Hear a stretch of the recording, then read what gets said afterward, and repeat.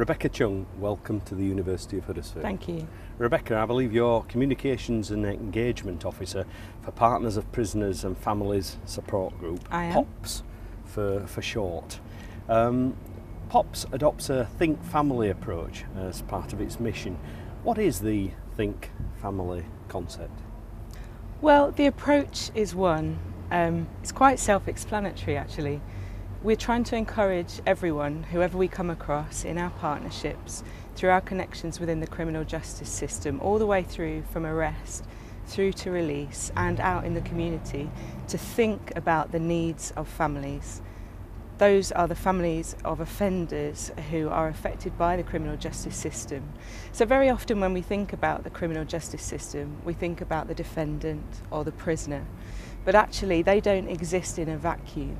They are surrounded by family and friends, and those people are often impacted in ways that aren't very well recognised, and it can be quite a hidden issue.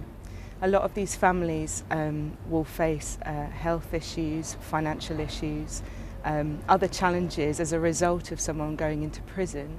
And what we're trying to do is trying to encourage prisons and the police, probation services, youth offending services, to think outside of the offender as an individual existing in a vacuum, and think about the family and the impact that that sentence is going to have on that family, and what we can do as a voluntary sector agency in partnership with the statutory services to minimise the impact upon that family and make that whole process a bit better for them.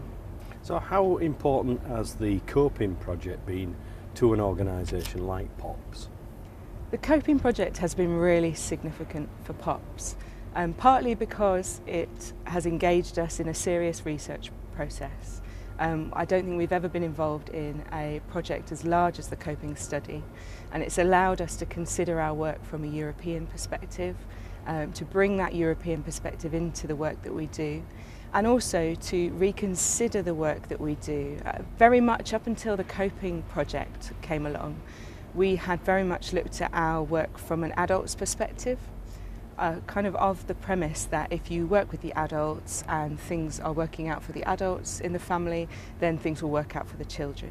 But actually the COPING project has come along and made us consider that approach, and the fact that we maybe need to reconsider the children as individuals in their own right, who have their own needs and issues which we need to address. And so for us it's brought about a sea change in the way that we do our work.